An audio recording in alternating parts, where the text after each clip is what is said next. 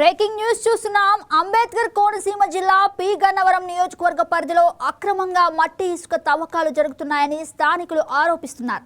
పశ్చిమ గోదావరి జిల్లా సరిహద్దు ప్రాంతాల్లో మట్టి మాఫియా పేట్రేగిపోతుందని చెబుతున్నారు. అర్ధరాత్రుల్లో మట్టి ఇసుక తరలించడాన్ని అడ్డుకోవాలని ప్రభుత్వాన్ని కోరుతున్నారు. ఆచంట మండలం రావిలంక నదీపాయ నుంచి పి గన్నవరం మండలం నాగుల్లంక మీదుగా లారీలతో అర్ధరాత్రి ఇసుక మట్టి తరలిస్తున్నారు.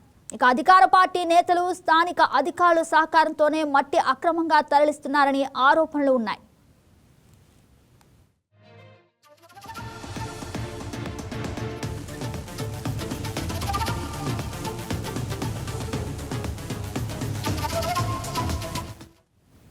ఇదే అంశానికి సంబంధించి మరింత సమాచారం మా స్పెషల్ కరెస్పాండెంట్ వెంకట్ లైవ్ లో అందిస్తారు. గుడ్ ఆఫ్టర్నూన్ వెంకట్, చెప్పండి అసలు ఈ మట్టి మాఫియా ఎప్పటి నుంచి జరుగుతోంది? థ్యాంక్ యూ గగన.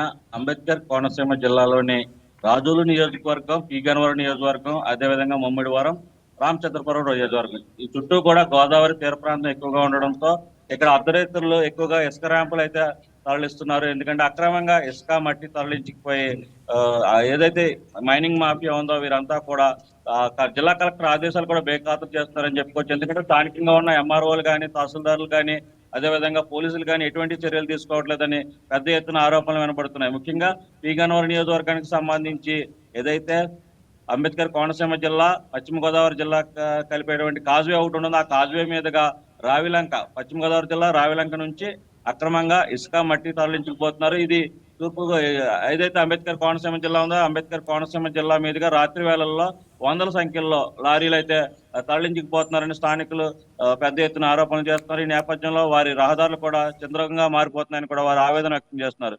ఈ నేపథ్యంలో ఏదైతే జిల్లా వ్యాప్తంగా జరుగుతున్నటువంటి అక్రమ ఇసుక తవ్వకాలకు సంబంధించి ఇప్పటి వరకు ఎటువంటి అనుమతులు ఇవ్వలేదని జిల్లా కలెక్టర్ మహేష్ కుమార్ స్పష్టం చేస్తున్నప్పటికీ కూడా మైనింగ్ శాఖ అధికారులు చర్యలు తీసుకోవడంలో అయితే చాలా వెనకబడారని చెప్పుకోవచ్చు. ఎందుకంటే ఇక్కడ జరిగే తవ్వకాల వల్ల భవిష్యత్తులో వరదలు వచ్చే ప్రమాదం ఉంది. ఎందుకంటే గోదావరికి తరచూ వరదలు వస్తాయి. ఏదైతే జూన్ నెల నుంచి ఆగస్టు నెల లోపు తరచూ వర్షాలు ఎక్కువగా ఉన్న నేపథ్యంలో ఈ గోదావరి తీరానికి ఎక్కువగా వరదలు వచ్చే అవకాశం ఉంది. వరదలు వచ్చిన సమయంలో ఏదైతే అక్రమంగా అనధికారికంగా తవ్వకాలు జరపడం వల్ల ఆ లోతు పెరిగిపోయే పల్లపు ప్రాంతానికి వరదలు ఎక్కువగా వస్తున్నాయి. ఈ నేపథ్యంలో లంక గ్రామాలన్నీ కూడా చిద్రవద్రంగా మారుతున్నాయి. వారి జీవనాధారం కూడా కోల్పోతున్నారు. ఇటువంటి తరుణంలో అక్రమ తవ్వకాలపై గట్టి చర్యలు తీసుకోవాల్సిన అధికారులు మాత్రం నిమ్మకు నీరెత్తినట్టు వ్యవహరిస్తున్నారని కూడా బాహాటంగానే ఆరోపణలు వినబడుతున్నప్పటికీ కూడా అధికారులు మాత్రం ఇప్పటి వరకు ఎటువంటి చర్యలకు తీసుకోలేదు.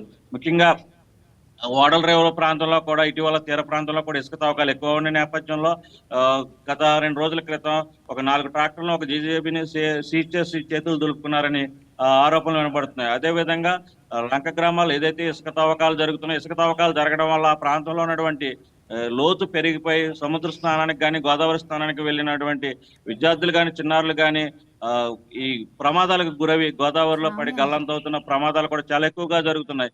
ఇటువంటి తరుణంలో నిబంధనల మేరకు ఇసుక తవ్వకాలు జరపాలని కూడా ఈ ప్రాంత వాసులు, అదేవిధంగా పర్యావరణ ప్రేమికులు కోరుతున్నారు. వరదలు రెగ్యులర్ గా వస్తాయి. ఎందుకంటే వరదలు వచ్చే సమయంలో ఇటువంటి తవ్వకాలు జరపడం వల్ల ఏటిగట్లు కూడా బలహీనం పడి ఈ ప్రమాదాలు ఎక్కువగా జరిగే అవకాశం ఉన్న నేపథ్యంలో ఎట్టి పరిస్థితుల్లో అధికారులు చర్యలు తీసుకోవాలని కూడా పి గన్నవరం నియోజకవర్గంలోని ఎవరైతే లంకవాసులు ఉన్నారో లంక గ్రామ ప్రజలు కోరుకుంటున్న పరిస్థితి అయితే ఉంది. Yes, right, Venkat. Thank you for the update.